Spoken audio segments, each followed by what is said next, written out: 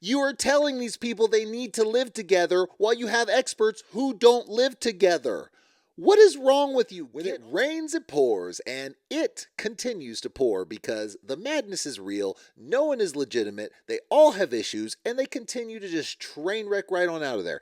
And when I say that Michael and Chloe are probably not going to last either, they're probably not going to last either. And they kind of seem like the ones that might make it. Of course, I did say that about Austin and Becca, but then again, I did change it as it went on. So, yeah, give me a break with that one. However, no one is innocent in the season.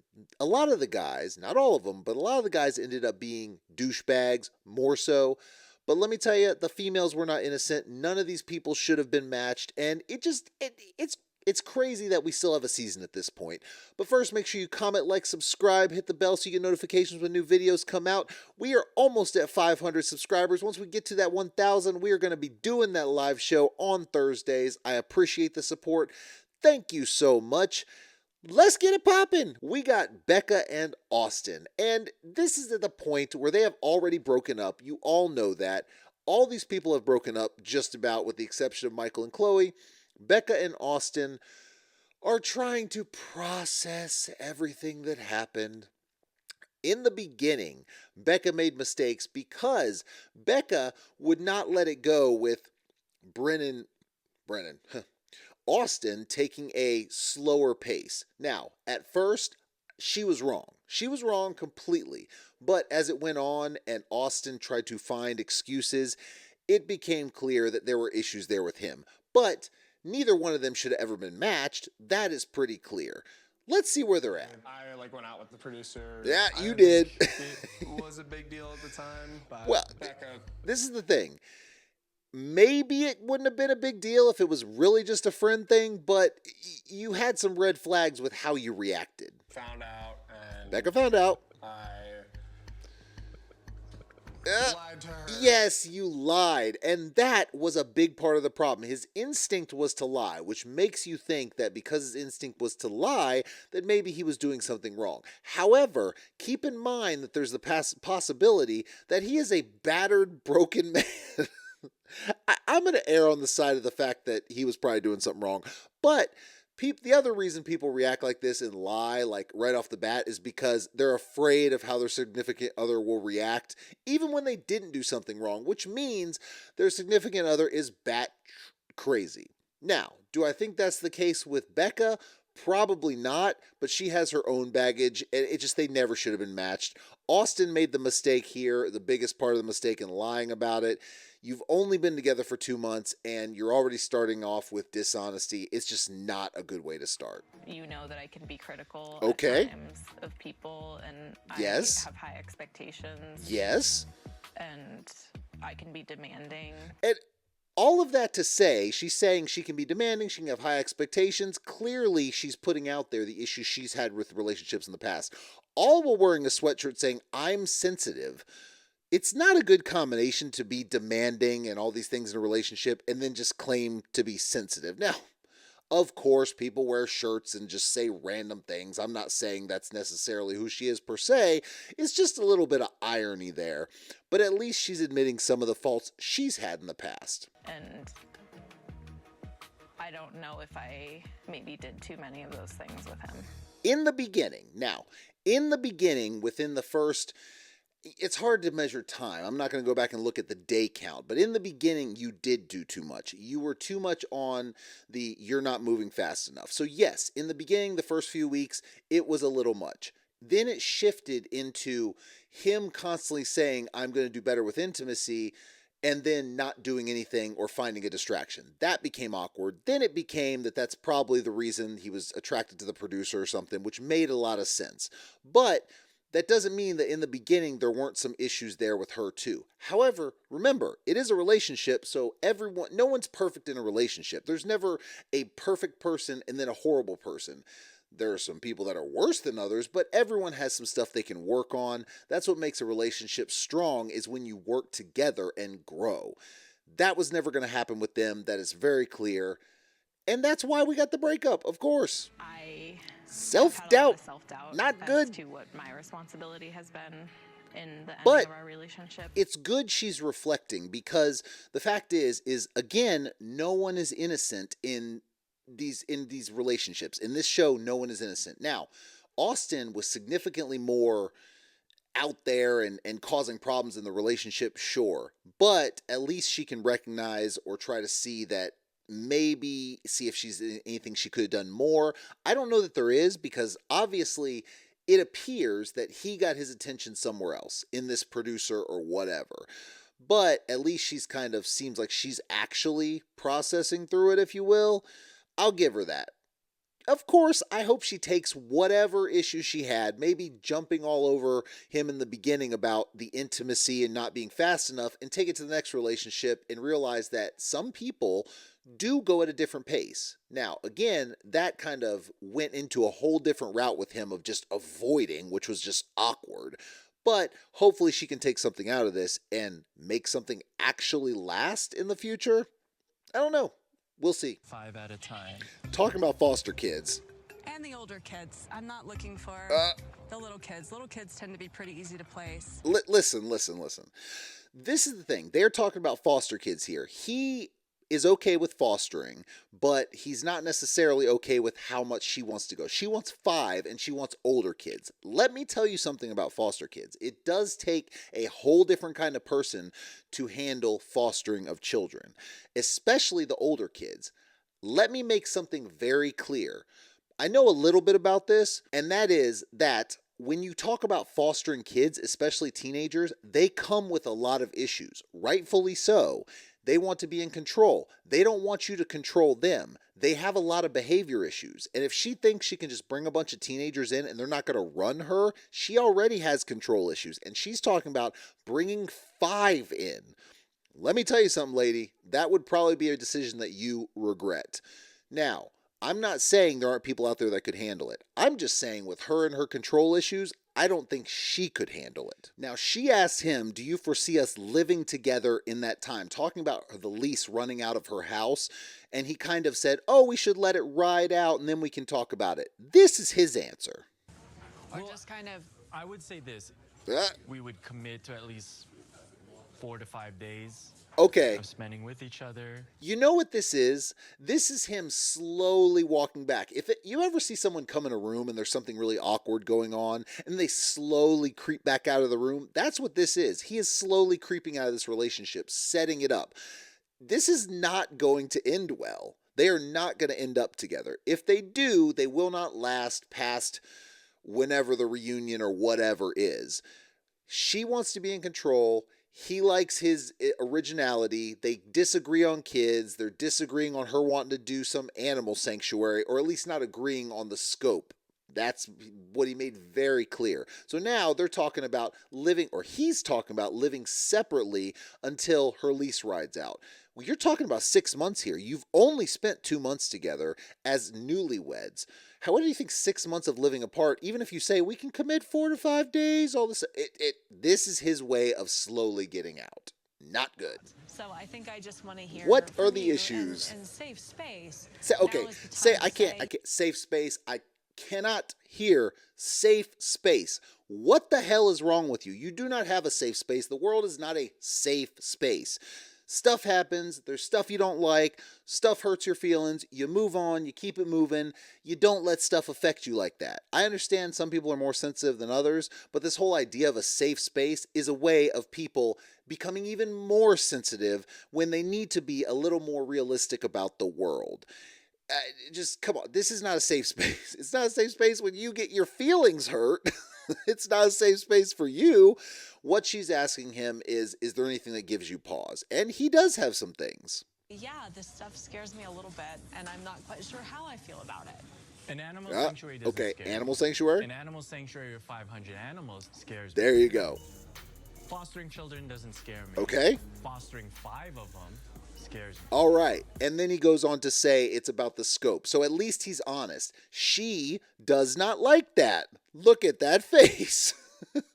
Does not like it at all. But at least he's being honest and putting out there his concerns. But this is also why, because her safe space immediately went to, I'm offended because we're not on the same page. At least that was her body language. Maybe she didn't outright say that, but that was her body language. Now, she asked him if Decisions Day was tomorrow, what would you say? This is a recipe for disaster. This is never going to end well. This just is not a good question to ask. Well, I would say that I feel that we're trending in the positive direction towards a yes. Dancing But around I all the need issues. To say yes, it just feel like that we've not only Okay. solidified. Solidified. an Sounds emotional all good. connection, which I think we did. Sounds but great. We've sustained it and progressed Sustained. it to a degree. Progressed. Not just where I would say like, I want to continue dating you. This is all bluster. This is one thing Michael does. Is he talks and talks and talks. He articulates well, but he talks and talks and talks, especially when it's a negative thing, and then it's like, bam. And that's one thing about people who articulate well. They can talk a lot, say a lot of words. They're meaningful words, but once you get to the point, it's like, bam, hit you with that point. You know, but that I want to continue Yes? in this marriage, which I think Okay, is good. a significant level up. That's what I would say I need. But, I think I might be kind of hearing a little bit listen. that if Decision Day was tomorrow, What? you might be feeling like it's a no. And that is what he goes on to say, that I can't basically say with all confidence I would say yes. Now, he explains it well, so I don't really think what he said was wrong per se, and I think that he was trying to give her a real answer because he's trying to be honest. The problem is with someone like her who wants control, who wants a straight answer and wants what the answer she wants, which in this case is yes, absolutely, it doesn't bode well. And that's what happened. And obviously for her, she's not liking these responses. This is going to be a problem for their relationship. Now, of course, they have to bring the expert in. In this point, in this case, she makes a good point. But there's an interesting part about this point that doesn't sync up with what they're teaching the couples. And so if we're talking about Talking how about we living want things to be together. successful, help me understand why there's a conversation of when will it be right for us to move in versus, okay, whose place are we moving into, or are we getting a new place? What the hell are you talking about? Dr. Pepper does not live with her significant other. You are telling these people they need to live together while you have experts who don't live together. What is wrong with you? Get on the same page, experts. This is because they're not experts. You have the sex therapist, you have the pastor, and you have the whatever the hell Dr. Pepper is who doesn't even live with her spouse. What are we doing here? This is why they fail. This isn't, you know what this show is? This show is not Married at First Sight. This is Friendship at First Sight, because what always ends up happening is all the guys end up being bros and all the girls end up being pillow fighting buddies or whatever the hell. Girls become the girlfriends, boys become the bros, whatever. And that's all that happens. No one even Michael and Chloe are not going to end up together. I would be shocked. Now, I've been shocked before, but I would be shocked. We will see how it plays out in the long run, though. Now, Claire and Cameron were the ones that I didn't dislike the most. I like Cameron. I think Claire was trying to control the situation with her whole therapy side and everything, but things kind of fell apart, and Claire kind of devolved, and some things seem to have come out.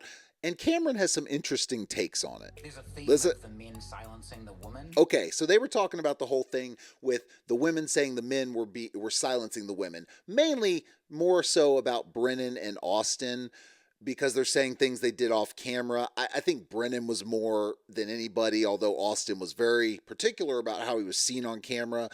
But then Claire kind of jumped in and made it seem like Cameron did that. And that really struck a nerve with him, and he got up and walked out, and that made sense. So I get what he's saying. Which definitely, for lack of a better description, triggered me. No, God, you know what I have to do? Take your man card. You know why? Triggered. Good God, man. Triggered?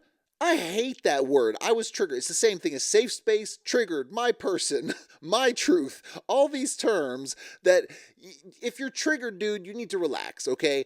You were bothered. You put someone out. They can say their opinion. You say your opinion, but you're triggered by it. Come on, man. I know he said lack of a better term. He was pissed off. Be a little pissed off because you didn't do these things and you weren't silencing her, but she made it seem like you were. So say, you're wrong. But to get triggered, that is an automatic revocation of your man card, bro chacho. Watching Claire Listen to this. kind of be Emily's puppet master. That right there.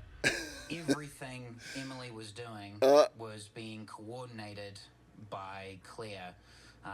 That and is scary. It all clicked for me that had been my entire marriage. And that is the realization that Claire was playing puppet master. Yes, Emily and Brennan had a messed up relationship, but Claire was swooping in there, and you saw her like, oh, you should do this, you should do that, you should do this, trying to orchestrate. I don't know if it was because she didn't have the control over her own relationship in reality, and she wanted to have control somewhere. I'm not sure. But either way, she was playing puppet master. And guess what? All of these relationships are destroyed. Now, do I think that Emily and Bren would have lasted? No. Do I think that Austin and Becca would have lasted? No. I think she just made it worse. And quite frankly, what she's doing is instead of being like, okay, learn from this, get into better relationships, grow in the future, be a better partner, they should be a better partner to you, wife, husband, whatever you want to say, instead of saying that, it's like, no, you don't need to change a damn thing. And that's one thing they kind of talk about is you don't need to change a damn thing. Wait till we get to Emily and Brennan. Either way, Cameron, you dodged a bullet, man. You dodged a bullet. Thank you for you.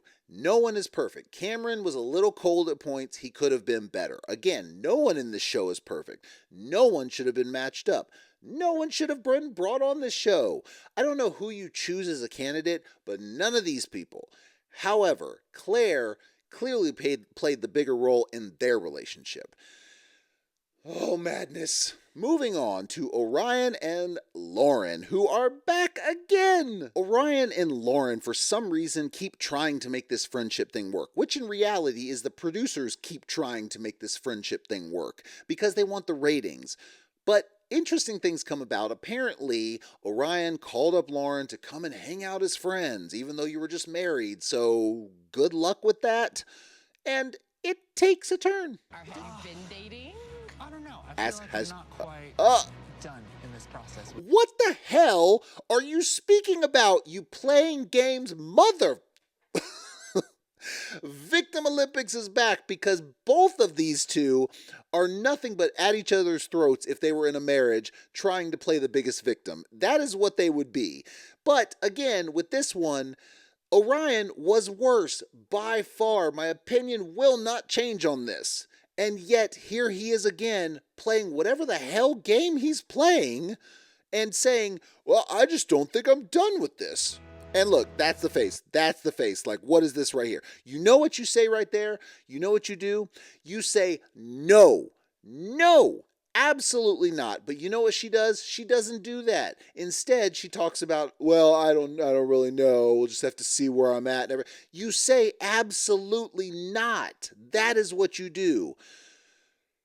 You know what this is? So many epitomes. You know what this is? This is them drawing this out for the last 3 or 4 episodes while they're getting to Michael and Chloe's relationship ending and trying to have all these extra storylines. That's what this is. They don't have to be a part of the show. A lot of them don't have to be a part of the show. It could just be Michael and Chloe, but it's not enough to bring it. The other couples, with all their controversy, were much more big ratings draw. So that's why you have Orion and Lauren back again. Anyways, moving on. Exactly what to avoid. What are you gonna learn? With a partner, but also I feel Okay. like this is just gonna make me like better to be a better partner. Okay, maybe.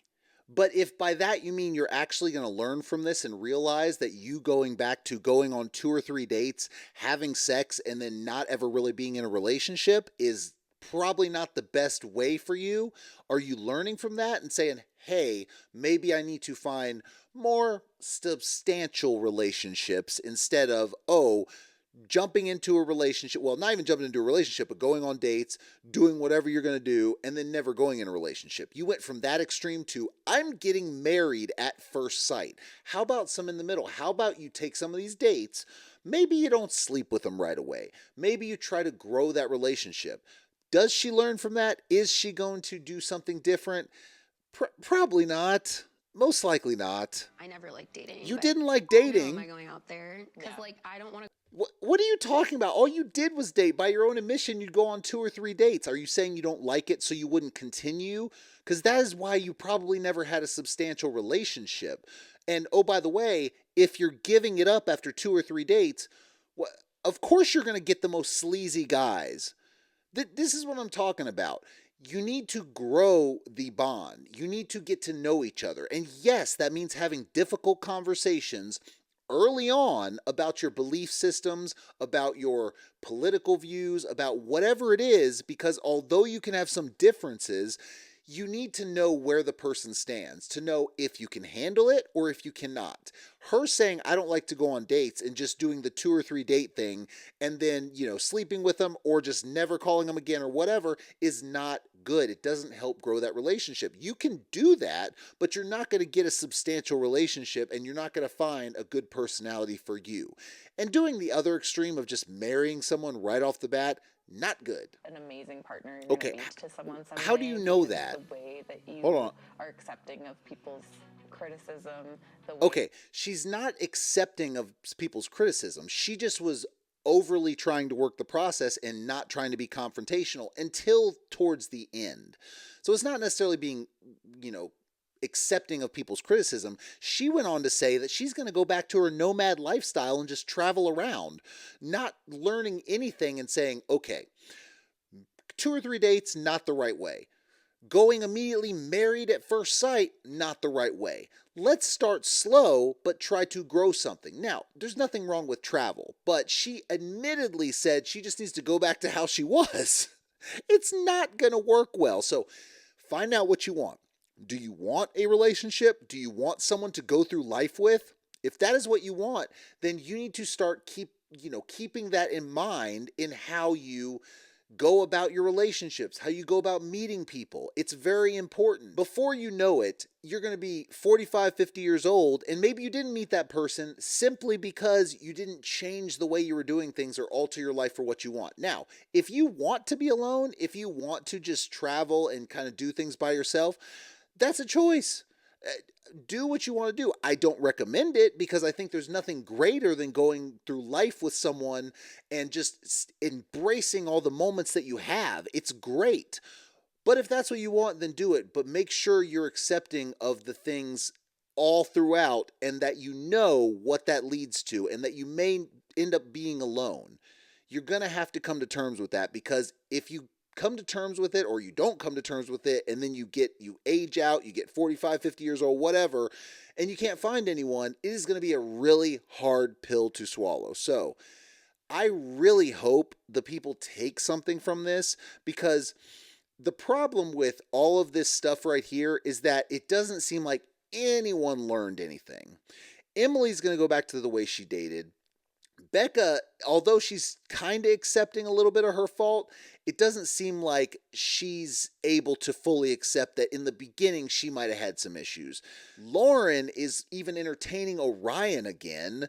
Claire just puppet mastered the whole thing. Chloe can't seem to get out of her own head and control. Austin cared so much what the cameras thought and was messing around with the producer apparently. Brennan was just a ridiculous control freak and lied from the get-go. Cameron was the only one that I even saw that, might have been a decent person, but at the same time, he did hide a few things and he did kind of come off as cold, so that was an issue. Michael is actually somewhat genuine, but again, he's already stepping back. There are a whole lot of issues here, and what is going to happen? None of them are going to change anything, and they're all going to end up alone. This will be interesting to see how it all plays out. I'm not optimistic. What can I say? I have not been optimistic since early on when I said, okay, maybe Austin and Becca will make it. Well, that optimism has left me. We will see. We will see. Thank you for joining me. Make sure you comment, like, subscribe, hit the bell so you know when new videos come out. Race to 1,000. Once we get to that 1,000 subscribers, we're going to be doing that live show on Thursdays. Thank you so much again for all the support, and I will see y'all next time.